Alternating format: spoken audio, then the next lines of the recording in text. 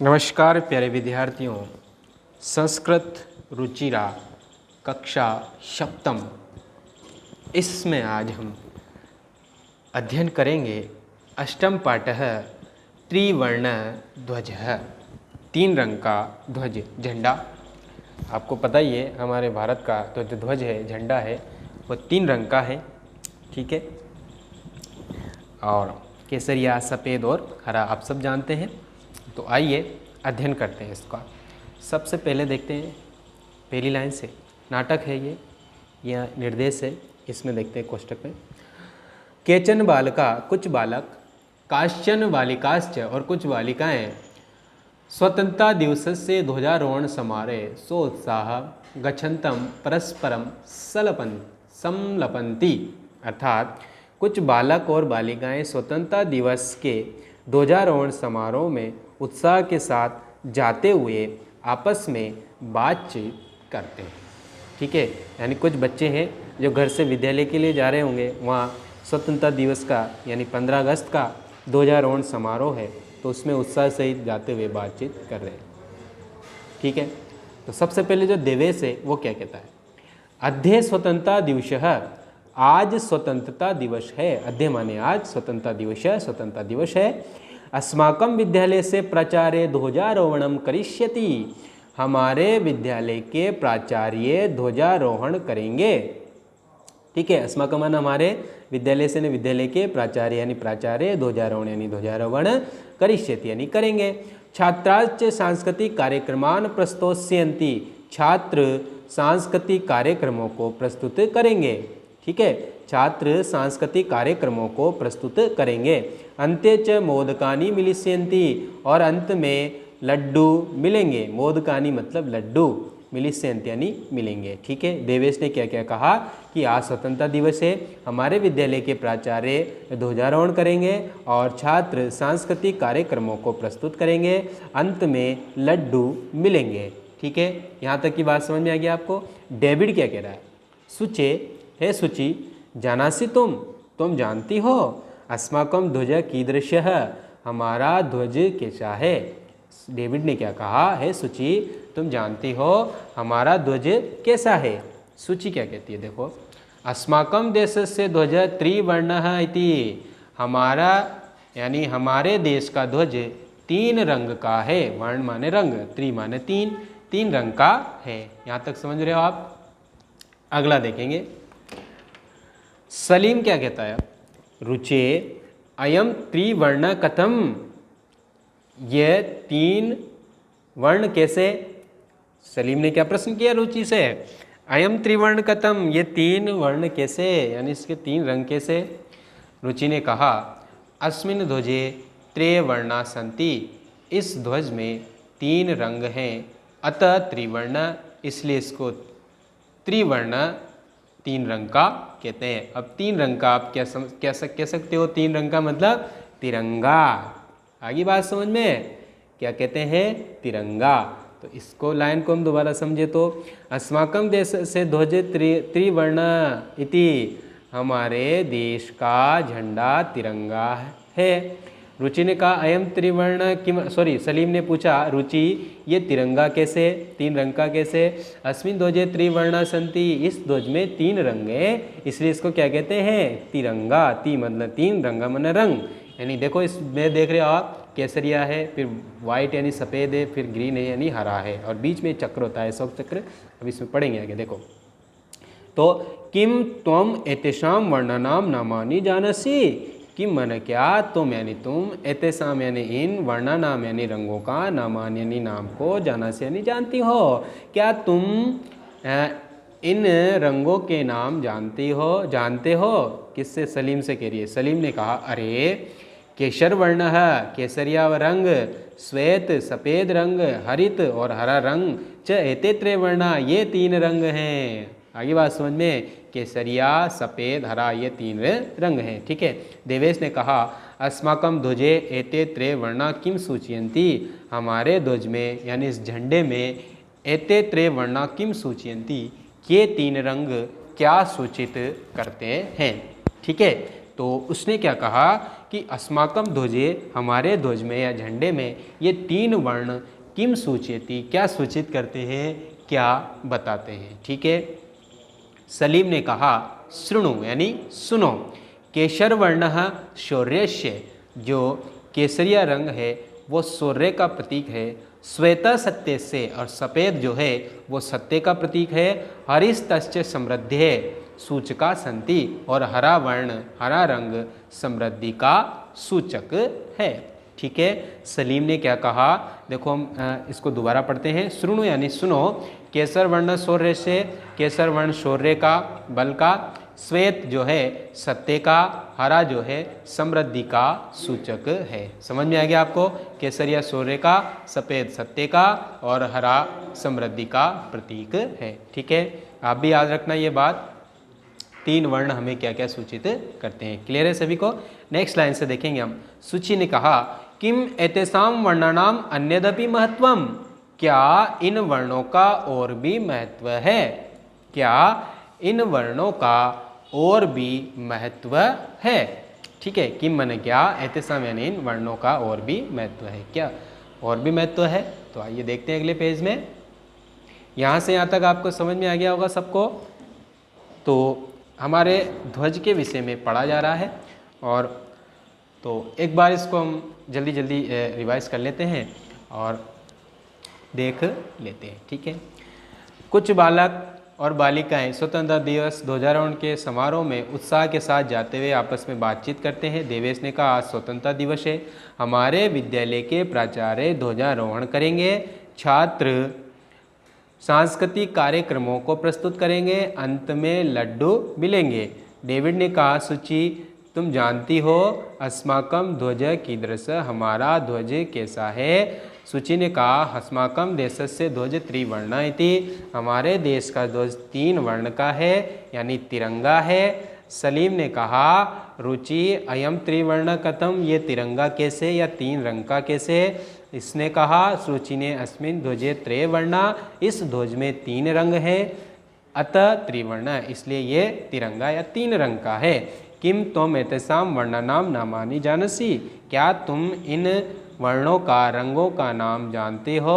सलीम ने कहा अरे हाँ, अरे केसरिया रंग, सफ़ेद और हरा, ये 3 रंग हैं। अस्माकम ध्वजे एते 3 वर्णा किम सूचयन्ति, देवेश ने पूछा कि हमारे ध्वज में ये 3 वर्ण क्या सूचित करते हैं, क्या बताते हैं। सलीम ने कहा सुनो सुनो, केसर वर्ण केसरिया रंग शौर्य का, श्वेत रंग यानी सफ़ेद रंग सत्य का, और हरा रंग समृद्धि का सूचक है, समृद्धि को सूचित करते हैं। किम एतेषां वर्णानाम अन्यदपि महत्वम, क्या इन वर्णों का और भी महत्व है। ठीक है। तो आइए आगे देखते हैं। तो डेविड ने कहा आम यानी हाँ, कथम न कैसे नहीं, ध्वजस्य ऊपरी स्थित केसर वर्ण त्यागस्य उत्साहस्य च सूचकः, ध्वज के ऊपर जो स्थित केसरिया रंग है वो त्याग और उत्साह का सूचक है, त्याग और उत्साह का सूचक है, त्याग और उत्साह को सूचित करता है। मध्य स्थित श्वेत वर्ण, बीच में स्थित जो सफ़ेद रंग है वो सात्विकताया सूचिताया च द्योतक, वो सात्विकता का द्योतक है, सात्विकता को सूचित करता है। यहाँ तक समझ में आ गया। अध नहीं है, अध मंदत होता है नीचे, नीचे स्थित हरा रंग वसुंधराया सुषमाया उर्वरतायाश्च द्योतकः, वसुंधरा का मतलब होता है धरती। ठीक है। तो वो हरा रंग जो है धरती की सुषमाया यानी सौंदर्य, और उर्वरताया यानी ऊर्जा की, या उर्वरताया यानी उपजाऊ पन का द्योतक है यानी प्रतीक है। ठीक है। तो हरियाली और उर्वरता का प्रतीक है। ठीक है। सौंदर्य का, हरियाली का, है ना, इसका प्रतीक है कौन सा, हरा। ठीक है। तेजिंदर ने कहा सुचे ध्वजस्य मध्य एक नील वर्णम चक्रम वर्तते, हाँ ध्वज के बीच में एक नीले रंग का चक्र है। सुचि ने कहा आम आम हाँ हाँ, इदम अशोक चक्रम कथ्यते, ये अशोक चक्र कहा जाता है, इसको क्या कहते हैं, अशोक चक्र। आपने देखा होगा ध्वज के बीच में एक चक्र है, उसको क्या कहते हैं? अशोक चक्र। एतद प्रगति न्यायश्च च प्रवर्तकम, ये प्रगति और न्याय का प्रवर्तक है। कौन? वो चक्र। सारनाथे अशोक स्तंभ अस्ति, ये सारनाथ का अशोक स्तंभ है। ये सारनाथ का क्या है? अशोक स्तंभ है। सम्राट अशोक था ना, उसने बनवाया था। ठीक है। तस्माद एव एतत् ग्रहीतम, वहीं से ही यह ग्रहण किया गया है। कहाँ से? सारनाथ के अशोक स्तंभ से। ठीक है, ये चक्र ग्रहण किया गया है। ठीक है। प्रणव ने कहा अस्मिन चक्रे चतुर्विंशति अरासंति। ठीक है, इस चक्र में यानी अशोक चक्र में चतुर्विंशति यानी 24 अरामन तीलियाँ संतिमान है। इसमें कितनी तीलियाँ हैं? 24। ठीक है, 24 स्पोक लगे हुए हैं, 24 तीलियाँ हैं। फिर मेरी ने कहा भारत से संविधान सभाया 22 जुलाई 1947 तमे वर्षे समग्रतया अस्य ध्वजस्य स्वीकरणम जातम। मतलब क्या है? देखो, जो राष्ट्रीय ध्वज है अपना तिरंगा, उसको ध्वज के रूप में कब स्वीकार किया गया? कब किया गया? भारतीय संविधान सभा में 22 जुलाई 1947 ईस्वी को समग्रतया यानी समग्र रूप से अश्व ध्वज से स्वीकरणम जातम, इस ध्वज को स्वीकार किया गया। कब? 22 जुलाई 1947 को। ठीक है। तेजिंदर ने क्या कहा? अस्माकं त्रिवर्ण ध्वज स्वाधीनतया राष्ट्र गौरवस्य च प्रतीकः, हमारा 3 रंग का ध्वज स्वाधीनतया और राष्ट्र गौरव का प्रतीक है। यानी हमारा तिरंगा ध्वज स्वाधीनता का और राष्ट्र गौरव का प्रतीक है। अतः एवं स्वतंत्रता दिवसे गणतंत्र दिवसे च, इसलिए स्वतंत्रता दिवस और गणतंत्र दिवस में अस्य ध्वजस्य उत्तोलनम समारोह पूर्वकम भवति, इसलिए स्वतंत्रता दिवस और गणतंत्र दिवस को इस ध्वज का पहराना यानी या ध्वजारोहण कह सकते हैं, पहराना या ध्वजारोहण है वो उसका समारोह पूर्वकम भवति, जो ध्वज पहराने का समारोह पूर्वक होता है। ठीक है, दोबारा देखो, इसलिए स्वतंत्रता दिवस और गणतंत्र दिवस में इस ध्वज को पहराना समारोह पूर्वक होता है। ठीक है। जयतु त्रिवर्ण ध्वज जयतु भारतम, जयतु त्रिवर्ण ध्वज तिरंगे की जय हो और तिरंगे ध्वज की जय हो और भारत की जय हो। तो जय हिंद जय भारत। ठीक है, अब ये आपको तिरंगे के विषय में जानकारी मिल गई होगी। आशा है आपको चैप्टर समझ में आया गया होगा।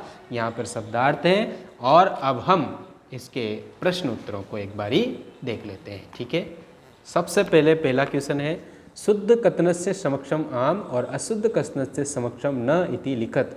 जो शुद्ध है उसके आगे तो हाँ लिखना है और अशुद्ध के आगे न लिखना है। ठीक है, आम का मतलब हाँ होता है, न का मतलब नहीं। पहला है अस्माकं राष्ट्र से ध्वज त्रैवर्णा सन्ति, हमारे राष्ट्र के ध्वज में 3 रंग हैं। 3 है कि नहीं है तो क्या लिखें हम? आम। अगला है ध्वजे हरित वर्ण शांति प्रतीक अस्ति, ध्वज में हरा रंग शांति का प्रतीक है। तो हरा रंग शांति का नहीं है ना, तो इसमें आ जाएगा न, हरा रंग तो समृद्धि का है। आगे देखेंगे हम ध्वजे केसर वर्ण शक्तिया सूचक अस्ति, ध्वज में केसर वर्ण शक्ति का सूचक है, बिल्कुल है, तो इसमें आम आ जाएगा। नेक्स्ट जो देखेंगे चक्रे 63 अरासंति, चक्र में 30 तीलियां हैं, नहीं 24 है, तो इसमें आ जाएगा न। नेक्स्ट है चक्रम प्रगति द्योतकम, चक्र प्रगति का द्योतक है, हाँ बिल्कुल है, ये लो हो गया। अब आप अगले क्वेश्चन पर देखेंगे हम त्रयाणाम, इसमें षष्ठी विभक्ति और बहुवचन है। वैसे हमें इसकी वचन और विभक्ति बतानी है। ठीक है, तो आइए एक एक करके इनकी देखते हैं। समृद्धि सबसे पहले इसमें आ जाएगी षष्ठी विभक्ति। ठीक है, और वचन क्या आ जाएगा? एक वचन। आगे लिखते हैं वर्णानाम में षष्ठी आ जाएगी। ठीक है, और वचन बहुवचन है। ठीक, नेक्स्ट है उत्साह से, तो ये षष्ठी है और एक वचन आएगा इसका। नेक्स्ट है नागरिके, नागरिके में तृतीय आएगी प्यारे विद्यार्थियों, ठीक है। और नागरिके बहुवचन हो जाएगा ये। नेक्स्ट है सात्विकताया, इसमें तो षष्ठी विभक्ति है और वचन है इसका सात्विकताया क्या होगा, एक वचन होगा, एक वचन, ठीक है।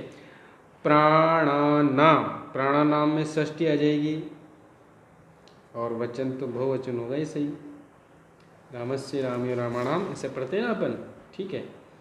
नेक्स्ट जो लास्ट है सभायाम, सभायाम में सप्तमी आएगी प्यारे विद्यार्थियों और इसमें वचन आ जाएगा अपना एक वचन, ठीक है।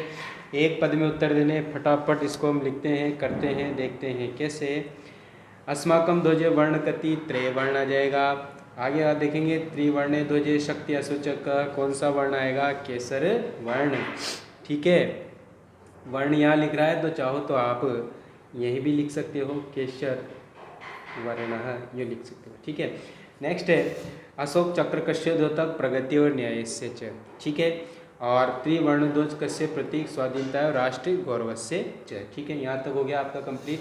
अगला क्वेश्चन जो है वो है एक वाक्य में उत्तर दो, किस में उत्तर दो, एक वाक्य में। तो अगला क्वेश्चन देखेंगे अस्माकम ध्वजस्य श्वेत वर्ण कस्य सूचक अस्ति, पूर्ण वाक्य में उत्तर देना है हमें। तो अस्माकम ध्वजस्य श्वेत वर्ण सात्विकताया शुचिताया च सूचक अस्ति, ठीक है। अब अगला क्वेश्चन देखते हैं, ये रहा आपका अगला क्वेश्चन। और अगले क्वेश्चन में क्या लिखा है, अशोक स्तंभ कुत्र अस्ति, अशोक स्तंभ कहाँ है, कुत्र की जगह हमें लिख देंगे अशोक स्तंभ, अशोक स्तंभ कुत्र। तो यहाँ लिखेंगे अशोक स्तंभ ऐसा कैसे लिख दो, अशोक स्तंभ कुत्र की कहाँ पर है, सारनाथ में है, तो सारनाथे सप्तमी लगा दो और अस्ति लिख दो, ठीक है। Answer complete. अगला जो क्वेश्चन है त्रिवर्णस्य ध्वज उत्तोलनम कदा भवति, तीन रंग के झंडे का उत्तोलन यानी पहरा कब जाता है। तो मैं सिर्फ ये लिख देता हूँ, दो समय होता है, तो हमें किसकी जगह लिखना है, कदा की जगह, बाकी ये ऐसा कैसे आएगा, ये भी ऐसा कैसे आएगा। तो मैं जो लिखना है वो लिख देता हूँ, बाकी आप क्वेश्चन से लिख लेना, ठीक है। तो यहाँ आ जाएगा स्वतंत्रता दिवस और गणतंत्र दिवस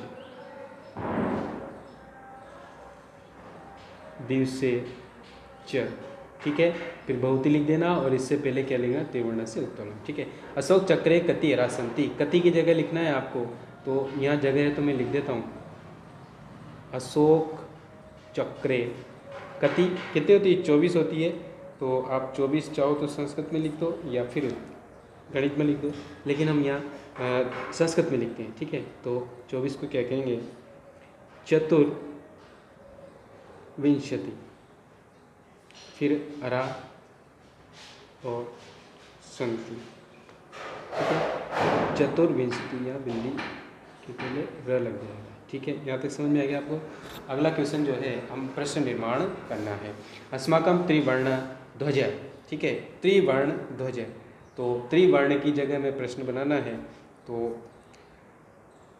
अस्माकम का विश्व विजयी भवेत, अस्माकम विश्व विजय भवेत, तो इसकी जगह आएगा क, बाकी सब ऐसे कैसे लिखना है। स्वधर्मात् प्रमादम वयम न कर्तव्यम, अपने धर्म से हम सबको क्या नहीं करना चाहिए, तो क्या को कहेंगे किम, यहाँ आलस्य है, किम का मतलब सॉरी प्रमाद का। एतत् सर्वम अस्माकम नेतृत्व सद्बुद्धे, तो सद्बुद्धे की जगह आ जाएगा कस्या, ठीक है।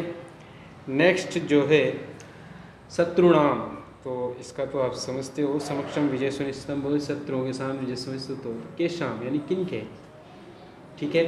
नेक्स्ट है रिक्त स्थान भरने आपको अग्निशिखायाम, और तो अग्निशिखियो,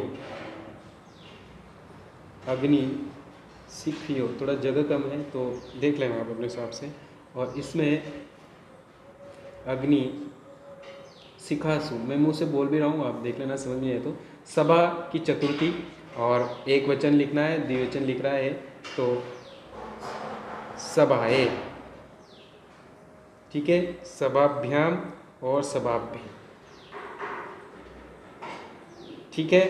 नेक्स्ट देखेंगे हम अहिंसा की है, अहिंसा में एक वचन, और ये द्वितीय लिखनी है अपने को, तो अहिंसे, और उसके बाद क्या लिखना है अपने को, बहुवचन। तो बहुवचन में विसर्ग लग जाएगा, अहिंसा में तो बहुवचन हो जाएगा अहिंसा, ठीक है। लास्ट ये इसे सफलता का है, तो सफलता की में पंचमी लिखनी है, तो सफलताया, रमा की तरह चलेंगे, सफलताया, ठीक है, सफलताभ्याम और सफलताभ्य, ये हो गया।